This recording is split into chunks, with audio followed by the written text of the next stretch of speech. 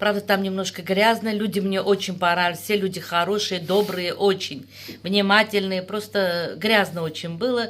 Потом я когда познакомился с парнем из Индии, он сказал, что какой-то город другой, Керла, да, там очень красиво, чисто, хорошо. Честно говоря, я бы хотела туда тоже приехать и увидеть вашу страну, ваш город, какой у Когда вас. вам раньше думали, это плохие, это Да, когда ну, мусор грязно, я выезжает. думала, везде грязно, вся Индия Но грязная. везде. Оказывается, Керала есть- так чистая, Да. да, красивая. Вот я теперь верю, парень говорит правду, но я хочу своими глазами тоже увидеть. И дай бог, я приеду к вам в гости. Спасибо, С Галя. сыновьями вместе. Spasibo. India സന്ദർശിച്ചിട്ടുള്ള ഒരു സ്ത്രീയാണ് അവർ. അപ്പോൾ അവരുടെ അഭിപ്രായമാണ് അവർ പറഞ്ഞത്. കാരണം നമ്മുടെ നാട് നല്ല മനോഹരമാണെന്നും അതുപോലെ തന്നെ ലിറ്ററസി നമ്പർ 1 ആണെന്നൊക്കെ പറഞ്ഞ് വൈൽഡ് ലൈഫിലൊക്കെ ഒന്നാം നമ്പർ 1 ആണ് അങ്ങ് പറഞ്ഞ് മനസ്സിലാക്കാൻ ഒരുപാട് കഷ്ടപ്പെട്ടു. അപ്പോൾ നിങ്ങൾക്കറിയാം, ഒരു ഫോറിൻ സ്ത്രീ ഇന്ത്യയിൽ വിസിറ്റ് ചെയ്തിട്ട് അവിടെ അവർക്ക് ഉണ്ടായിട്ടുള്ള ഒരു എക്സ്പീരിയൻസ് ആണ് അവർ ഈ വീഡിയോയിലൂടെ ഇപ്പം ഷെയർ ചെയ്തിട്ടുള്ളത്. എനിക്ക് മോസ്കോയിൽ വെച്ചിട്ടുണ്ടായിട്ടുള്ള വളരെ മോശമായിട്ടുള്ള ഒരു എക്സ്പീരിയൻസ് ആണ് ഈ വീഡിയോയിലൂടെ നിങ്ങളായിട്ട് ഷെയർ ചെയ്യാൻ വേണ്ടിയിട്ട് ആഗ്രഹിക്കുന്നത്.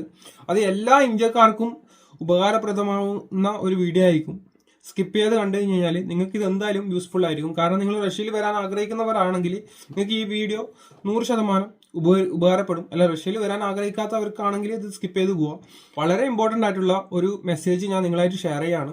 അപ്പോൾ എല്ലാവർക്കും മല്ലു ലൈഫ് ഇൻ റഷ്യ എന്ന പുതിയൊരു വീഡിയോയിലേക്ക് സ്വാഗതം.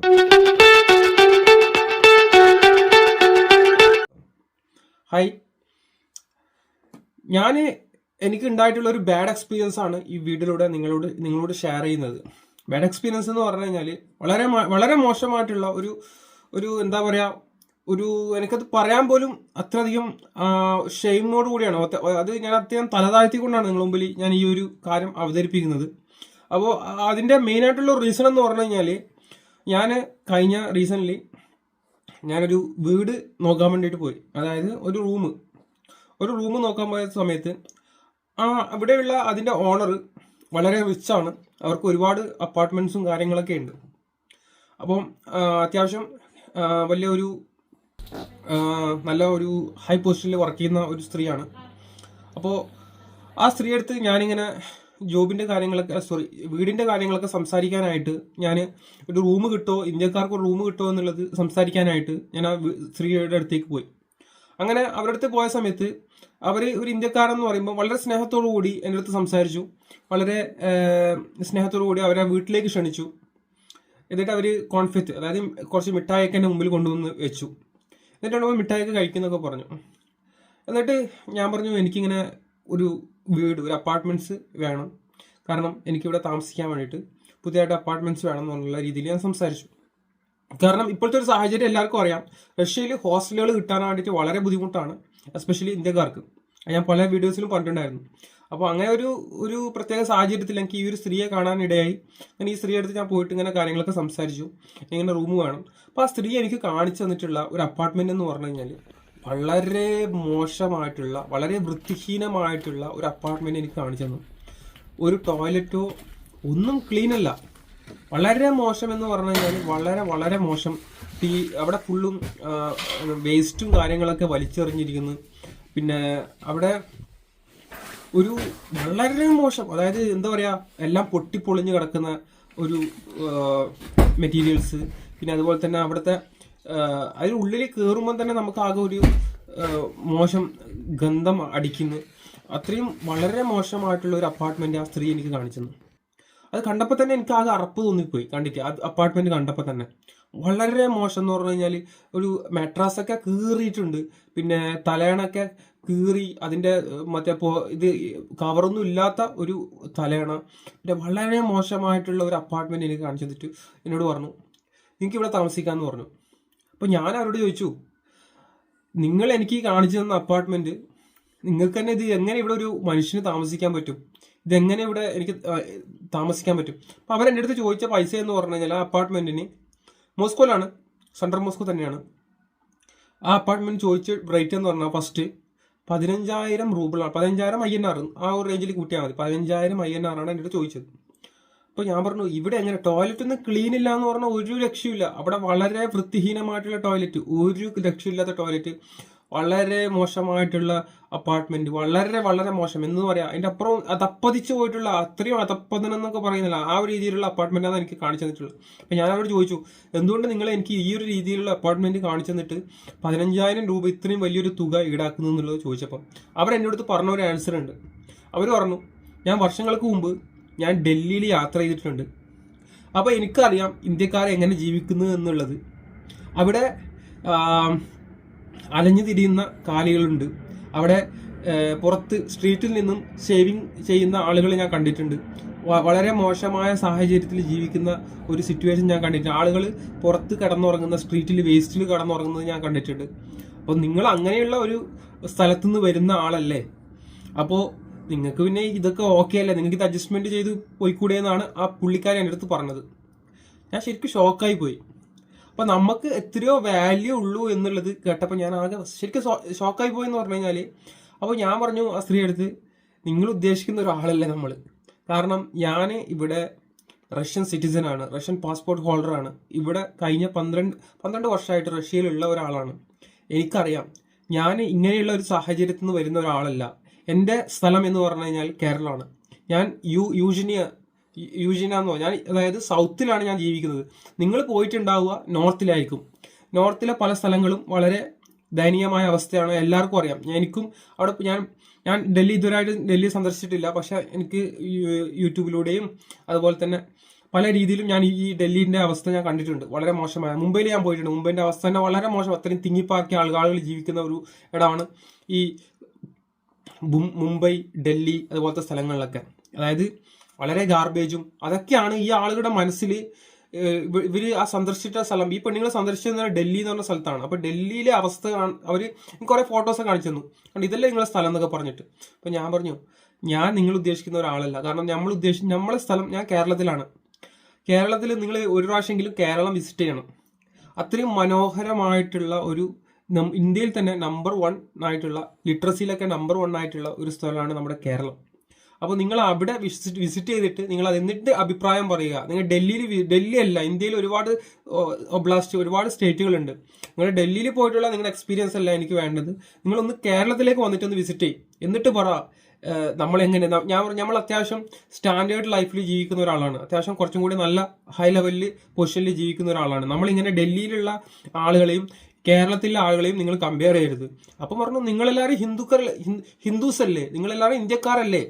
ഞാൻ പറയും, നമ്മളെല്ലാവരും ഇന്ത്യക്കാരാണ്, പക്ഷേ ഒറ്റൊരു വ്യത്യാസമുണ്ട്. നമ്മളെ സ്റ്റാൻഡേർഡും അവരുടെ സ്റ്റാൻഡേർഡും തമ്മിൽ വ്യത്യാസമുണ്ട്.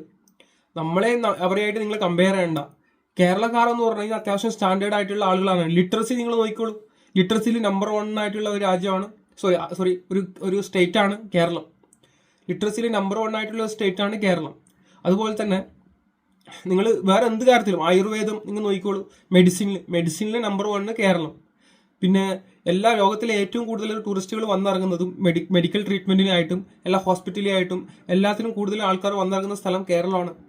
പിന്നെ അതുപോലെ തന്നെ നിങ്ങൾ നോക്കിക്കോളൂ, ഏറ്റവും ഇമ്പോർട്ടൻ്റ് ആയിട്ടുള്ള നിങ്ങൾക്ക് കാണാൻ പറ്റിയിട്ടുള്ള ഒരുപാട് ടൂറിസ്റ്റ് ഡെസ്റ്റിനേഷനുള്ള സ്ഥലവും കേരളം തന്നെയാണ്. അതായത് ഞാൻ പറഞ്ഞു, ഒരുപാട് വൈൽഡ് കാടുകൾ, അതായത് വൈൽഡ് ലൈഫിൽ നമ്പർ 1 കേരളം തന്നെയാണ്. ഏറ്റവും നല്ല ഒരുപാട് നിങ്ങൾക്ക് വൈൽഡ് ആനിമൽസിനൊക്കെ കാണാൻ പറ്റിയ സ്ഥലം അവിടെയുണ്ട്, കേരളത്തിലുണ്ട്. മൗണ്ടെയിൻസ് ഉണ്ട്, അതുപോലെ തന്നെ വലിയ കടലുകളുണ്ട്. അവിടെ നിങ്ങൾക്ക് കാണാൻ പറ്റിയിട്ട് എല്ലാ എന്താണ് നിങ്ങൾ ആഗ്രഹിക്കുന്നത് അതെല്ലാം കേരളത്തിലുണ്ട്. നിങ്ങൾ ഒരു പ്രാവശ്യമെങ്കിലും കേരളം വിസിറ്റ് ചെയ്യുക. കേരളം എന്ന് പറഞ്ഞു കഴിഞ്ഞാൽ വളരെ ക്ലീൻ സിറ്റിയാണ്, വളരെ നല്ലൊരു, ഏറ്റവും കൂടുതൽ ആളുകൾ കോപ്പറേറ്റ് ആയിട്ട് ഈ ഹിന്ദു, മുസ്ലിം, ക്രിസ്ത്യൻസ് എല്ലാവരും ഒരുമിച്ച് ഒരു ഐക്യത്തോടു കൂടി ജീവിക്കുന്ന ഒരു സ്റ്റേറ്റാണ് കേരളം എന്ന് ഞാൻ അവരോട് പറഞ്ഞു, കൺവിൻസ് ചെയ്തു. അപ്പോൾ അവർ പറഞ്ഞു, നിങ്ങൾ എന്നാൽ കാണിക്കുക, നിങ്ങളെ കേരളത്തെ കുറിച്ചുള്ള കുറച്ച് കാര്യങ്ങൾ കാണിച്ചു. ഞാൻ ഇന്റർനെറ്റിൽ അടിച്ചിട്ട് അവർക്ക് കാണിച്ചു കൊടുത്തു, റഷ്യയിൽ. അപ്പോൾ അവർ കേരളത്തെക്കുറിച്ച് വായിച്ചു, ലിറ്ററസി നമ്പർ 1 ആണ്, അങ്ങനെ കുറേ കാര്യങ്ങൾ അവർ മനസ്സിലായി. അപ്പോൾ അവർ പറഞ്ഞു, സോറി ഞാൻ കേരളം വിസിറ്റ് ചെയ്തിട്ടില്ല, നിങ്ങൾ പറഞ്ഞപ്പോഴാണ് എനിക്ക് കാര്യങ്ങൾ മനസ്സിലാവുന്നത്. അപ്പോൾ ഞാൻ എൻ്റെ കേരളത്തെക്കുറിച്ച് ഒരുപാട് നല്ല കാര്യങ്ങൾ അവരുടെ അടുത്ത് പറഞ്ഞ് കൺവിൻസ് ആക്കി. പക്ഷേ എന്നാലും കേരളത്തിലെ ചില ആൾക്കാർ വന്നിട്ട് ഇവിടെ കാണിക്കുന്ന വളരെ തെണ്ടിത്തരങ്ങളുണ്ട്. അത് നമ്മുടെ കേരളത്തിനെ ബാധിക്കും നല്ല രീതിയിൽ. അതുകൊണ്ട് പിന്നെ കേരളം വീണ്ടും നമ്മൾ പറഞ്ഞ് അവരെ കൺവിൻസ് ചെയ്തിട്ട് ഒരുപാട് കാര്യങ്ങൾ പറഞ്ഞ് കേരളത്തെക്കുറിച്ചും കൂടുതൽ കാര്യങ്ങൾ നല്ല കാര്യങ്ങളൊക്കെ പറഞ്ഞ് കൺവിൻസ് ചെയ്തിട്ട് ഇവിടെ വന്ന് പിന്നെ വീണ്ടും തെണ്ടിത്തരം കാണിച്ചു കഴിഞ്ഞു കഴിഞ്ഞാൽ നമ്മുടെ കേരളത്തിന്റെ വാല്യൂം പോകും. അപ്പോൾ അതുകൊണ്ട് തന്നെ ഞാൻ ഇവരുടെ അടുത്ത് എല്ലാ കാര്യങ്ങളും കൺവിൻസ് ചെയ്ത്, കാരണം അവർ എനിക്ക് പറഞ്ഞു സോറി ക്ഷമിക്കണം, നിങ്ങളൊരു 2-3 ദിവസം കഴിഞ്ഞിട്ട് പോവാ, ഞാൻ ആ റൂമിന്റെ കാര്യങ്ങളൊക്കെ ക്ലിയർ. ഒരു 3 ദിവസം കൊണ്ട് ഞാൻ ആ റൂം കാണാൻ വേണ്ടി എന്നെ വിളിച്ചു, ഇനി നീ വന്ന് നോക്ക്. ആ റൂമൊക്കെ ക്ലീൻ ചെയ്ത് വളരെ നീറ്റ് ആൻഡ് ക്ലീൻ ആക്കി എല്ലാം കൊണ്ടും നല്ലൊരു സെറ്റ് റൂമാക്കി അവർ ആക്കി വെച്ചിട്ടുണ്ട്. എന്നിട്ട് എന്നോ പറഞ്ഞു എനിക്ക് മനസ്സിലായി നിങ്ങളുടെ സംഭവങ്ങളൊക്കെ. ഞാൻ പറഞ്ഞു നിങ്ങൾ എന്തുകൊണ്ട് ഇവിടത്തേക്ക് വരുന്നു? നിങ്ങളുടെ നാട്ടിൽ ജോലി ഇല്ലായ്മ കൊണ്ടാണോ നിങ്ങൾ ഇവിടത്തേക്ക് റഷ്യയിലേക്ക് കയറി വരുന്നത്? ഞാൻ പറഞ്ഞു നമ്മുടെ നാട്ടിൽ ജോലി ഇല്ലായ്മയൊന്നും അല്ല. കാരണം നമ്മുടെ നാട്ടിലെ ആളുകൾക്ക് പല രാജ്യങ്ങളിലേക്കും നമ്മൾ കൂടുതലും ടൂറിസ്റ്റുകൾ നമ്മൾ സഞ്ചരിക്കും. എന്നെ സംബന്ധിച്ച് നോക്കുകയാണെങ്കിൽ ഞാനൊരു ട്രാവലിംഗ് ഇഷ്ടപ്പെടുന്ന ഒരാളാണ്. അപ്പം അങ്ങനെയാണ് ഞാൻ റഷ്യയിലേക്ക് ട്രാവൽ ചെയ്തിട്ടുള്ളത്. ഞാൻ ഒരുപാട് രാജ്യങ്ങൾ സന്ദർശിച്ചിട്ടുണ്ട്. അപ്പം ഞാൻ എൻ്റെ പാസ്പോർട്ട് കാണിച്ചു കൊടുത്തു, ഇത്രയും രാജ്യങ്ങൾ സന്ദർശിച്ചിട്ടുള്ള കാര്യങ്ങളൊക്കെ കാണിച്ചു കൊടുത്തു. അപ്പോൾ റഷ്യൻ പാസ്പോർട്ടൊക്കെ കണ്ടപ്പോൾ അവർക്ക് ഭയങ്കരമായിട്ട് കൺവിൻസ് ആയി. അപ്പോൾ അവർ എന്നോട് പറഞ്ഞു സോറി എന്നൊക്കെ പറഞ്ഞു. അപ്പോൾ അവർ ആ വീട് ഞാൻ കണ്ടപ്പം നല്ല അടിപൊളി നീറ്റ് ആൻഡ് ക്ലീൻ ആക്കി വെച്ചിട്ടുണ്ട് വീട്.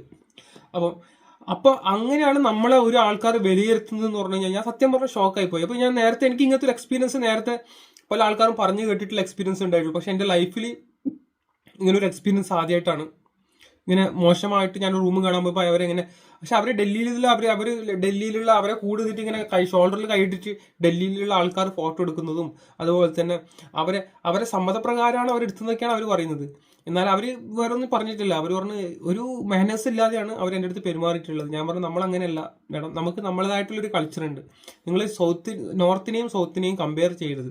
അവർക്ക് അവരുടേതായിട്ടുള്ളൊരു കൾച്ചറുണ്ട്, നമുക്ക് നമ്മുടേതായിട്ടുള്ള നമ്മൾ സൗത്തിൽ നിന്നുള്ള ആൾക്കാരാണ്. നമ്മളങ്ങനെ ഒരു മോശമായ രീതിയിൽ ആളുകളെടുത്ത് ഇന്റർഫിയർ ചെയ്യുന്ന ഒരാളല്ല. നമ്മളെപ്പോഴും നമ്മളെ റൂം എല്ലാം നീറ്റ് ആൻഡ് ക്ലീൻ ആയിട്ട് സൂക്ഷിക്കുന്ന ആളുകളാണ്. അപ്പോൾ ഈ കാര്യങ്ങളൊക്കെ പറഞ്ഞു കേട്ടപ്പോൾ അവർക്ക് നല്ലൊരു ഹാപ്പിയായി. അപ്പോൾ പറഞ്ഞു പിന്നെ എൻ്റെ പാസ്പോർട്ടും എൻ്റെ ഡീറ്റെയിലും കാര്യങ്ങളൊക്കെ അവർ കണ്ടപ്പം അവർക്ക് കൂടുതൽ കൺവിൻസ് ആയി. അപ്പോൾ അവർ പറഞ്ഞു ഓക്കെ. അതായത് എനിക്ക് ആ അടിക്ക് വേണ്ടിയിട്ട് ഒരു റൂം മാത്രം സെപ്പറേറ്റ് ആയിട്ട് അവർ എനിക്ക് ഉണ്ടാക്കി തന്നു. ആ റൂമിൽ എല്ലാ കാര്യങ്ങളും, അതായത് ഹീറ്റർ, അതുപോലെ തന്നെ എന്താ പറയുക വാഷിംഗ് മെഷീൻ തരാമെന്ന് പറഞ്ഞു. സ്ത്രീലിനെ മെഷീൻ എന്ന് പറയും റഷ്യയിൽ, വാഷിംഗ് മെഷീന്. പിന്നെ പ്ലീത്ത എന്ന് പറഞ്ഞു കഴിഞ്ഞാൽ നമ്മുടെ നാട്ടിൽ എന്താ പറയുക ഈ കുക്ക് ചെയ്യുന്ന സ്റ്റൗ അവർ തരാമെന്ന് പറഞ്ഞു. ഒന്നും ഉണ്ടായിരുന്നില്ല, എല്ലാം എനിക്ക് ഫ്രീ ആയിട്ട് തരാമെന്ന് പറഞ്ഞു. പിന്നെ എന്നോട് പറഞ്ഞതെന്ന് വെച്ചാൽ അവർ ലാസ്റ്റ് നിനക്ക് വേണമെന്നുണ്ടെങ്കിൽ, കാരണം നമ്മുടെ കുറച്ച് ഫ്രണ്ട്സുകളുണ്ട്, അവർക്കാണ് റൂം ഞാൻ നോക്കിയിട്ട് അന്വേഷിച്ച് പോയത്. പറഞ്ഞു നിനക്ക് വേണമെന്നുണ്ടെങ്കിൽ ഒരു ദിവസം രാത്രി ഒരു മാസത്തേക്ക് ഫ്രീ ആയിട്ട് എനിക്ക് റൂം തരാൻ പറ്റും. കാരണം അവരോട് ഞാൻ ആ ഭാഷയിൽ അവരോട് കൺവിൻസ് ചെയ്ത് ഓരോ കാര്യങ്ങളും സംസാരിച്ച് കൺവിൻസ് ചെയ്യുമ്പോൾ അവർക്ക് കാര്യങ്ങൾ മനസ്സിലായി. അപ്പോൾ അവരെൻ്റെ അടുത്ത് പറഞ്ഞു നിങ്ങൾ ഒരു മാസം എൻ്റെ വീട്ടിൽ താമസിച്ചോ, ഞാൻ ഫ്രീ ആയിട്ട് ഒരു മാസം നിങ്ങൾക്ക് ഞാൻ താമസിക്കാനുള്ള കാര്യം ചെയ്തു തരാമെന്ന് പറഞ്ഞു.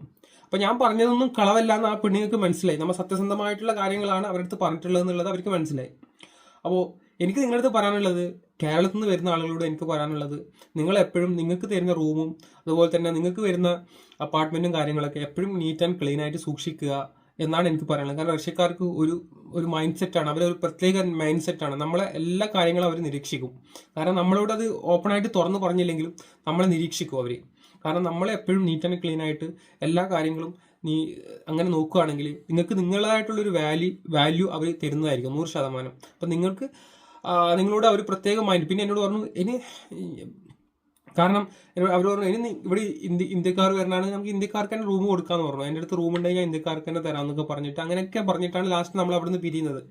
അപ്പോൾ ഇത്രയും നമ്മൾ ഉണ്ടാക്കിയ പല നോർത്ത് ഇന്ത്യൻസ് ഉണ്ടാക്കുന്ന പ്രശ്നങ്ങൾ കാരണം പല നിരപരാധികളായിട്ടുള്ള ഇന്ത്യക്കാരും ഇതിൽ പ്രതിയായിട്ട് വരുന്നുണ്ട്. അതായത് സൗത്ത് ഇന്ത്യയിൽ നിന്ന് വരുന്ന ആൾക്കാർ പോലും ഇതിൽ പ്രതിയായി. കാരണം നിങ്ങൾക്കറിയാം, കഴിഞ്ഞ കുറച്ച് ദിവസങ്ങൾക്ക് മുമ്പ് ഒരു മലയാളി 20 ലക്ഷം പറ്റിച്ചിട്ട് പോയതൊക്കെ അറിയാം. അതൊക്കെ പറഞ്ഞിട്ട് കാര്യമില്ല, ഓരോരോ മലയാള ആൾക്കാരുടെ ഡിഫറെൻറ്റ് മൈൻഡ് സെറ്റാണ്. അപ്പോൾ എനിക്ക് പറയാനുള്ളത്, ഇപ്പം നിങ്ങളിവിടെ വരികയാണെങ്കിൽ നിങ്ങളെ റൂമും കാര്യങ്ങളൊക്കെ നീറ്റ് ആൻഡ് ക്ലീൻ ആയിട്ട് സൂക്ഷിക്കുക. നിങ്ങൾക്ക് നിങ്ങളതായിട്ടുള്ള ഒരു കൾച്ചർ, നമുക്കുള്ളതായിട്ടുള്ള കൾച്ചർ ഉണ്ടല്ലോ, അത് എപ്പോഴും ഫോളോ ചെയ്യുക എന്നുള്ളതാണ് എനിക്ക് നിങ്ങളടുത്ത് പറയാനുള്ളത്. അപ്പോൾ എന്തായാലും വീഡിയോ ഇഷ്ടപ്പെടുകയാണെങ്കിൽ ലൈക്ക് ചെയ്യുക, ഷെയർ ചെയ്യുക, സബ്സ്ക്രൈബ് ചെയ്യുക. ഇങ്ങനെയുള്ള നല്ല ഇൻഫോർമേറ്റീവ് ആയിട്ടുള്ള വീഡിയോ ആയി കാണുന്നവരെ എല്ലാവർക്കും ഗുഡ് ബൈ.